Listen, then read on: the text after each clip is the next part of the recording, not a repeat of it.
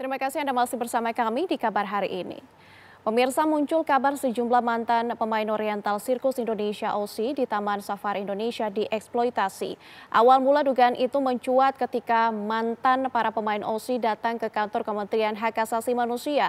Namun pihak OSI membantah tudingan sejumlah mantan pekerjanya terkait adanya penyiksaan, kekerasan, dan eksploitasi manusia. Kasus dugaan kekerasan yang dialami pekerja sirkus yang tergabung dalam Oriental Sirkus Indonesia muncul ke publik. Satu persatu mantan pekerjanya buka suara. Mereka mengadu ke Kementerian Hak Asasi Manusia. Ada dugaan kekerasan yang terjadi di balik hingar-bingar pertunjukan sirkus di tempat wisata Taman Safari Indonesia. Para pemain sirkus mengaku mengalami eksploitasi dan penyiksaan selama latihan dan bekerja di sana.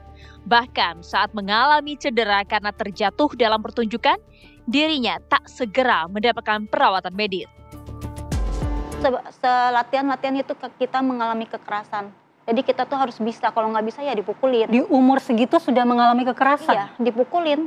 Kita tuh dipukulin, ditamparin, ditendang kayak gitu biasa. Itu penyebabnya apa kalau ya kalau dipukulinnya? kita latihannya suka diajarin sering gagal, susah gitu kan, namanya anak-anak ya. Jadi itu pasti kena. Terus kalau mainnya gagal, masuk langsung dipukul. Kalau kita main tidak senyum, itu masuk langsung dipukulin juga. Baik. Jadi kita tuh harus benar-benar standby itu, kalau main tuh harus senyum, harus siap lah gitu. Para mantan pemain sirkus ini mendorong pemerintah membentuk tim pencari fakta untuk mengungkap dugaan pelanggaran hak asasi manusia yang menimpa mereka. Ada kemungkinan banyak sekali tindak pidana yang terjadi di sana, banyak kekerasannya, ada aspek-aspek yang penting juga yang mungkin orang tidak pikirkan, itu soal identitas mereka. Padahal identitas seseorang itu adalah hak dasar.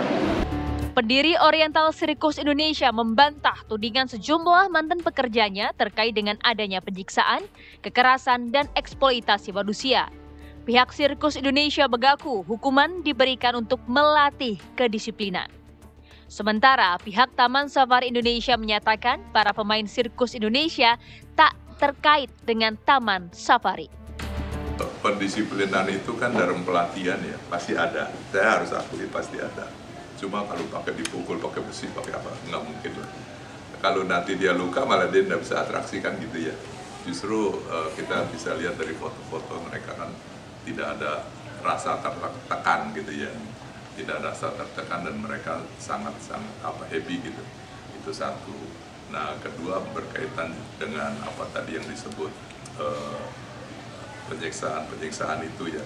Itu kan hanya membuat sensasi supaya yang dengar wah serius gitu ya. Kalau benar-benar apakah benar seperti itu ya. Itu juga kan sangat tidak dimasuk di akal gitu ya perbuatan. Koordinator Penegakan HAM dari Komnas HAM Uli Paraulian Sihombing menyatakan Komnas HAM telah berupaya untuk membantu korban kekerasan terhadap pemain sirkus.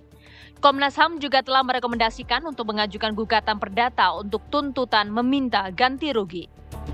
Jadi dikaitkan juga dengan rekomendasi Komnas HAM tahun 97, tapi sekedar background saja, latar belakang. Tuntutan mereka adalah pengakuan mereka statusnya sebagai karyawan atau pekerja dari Taman Safari Indonesia. Nah, dan juga tuntutan adanya kompensasi atau ganti rugi. Nah, itu yang kami rekomendasikan lagi, saran lagi, yang kedua, tahun 2025 Januari, karena yang bisa menentukan status pekerja, kemudian juga tuntutan ganti rugi, tentu itu harus gugatan perdata ke pengadilan.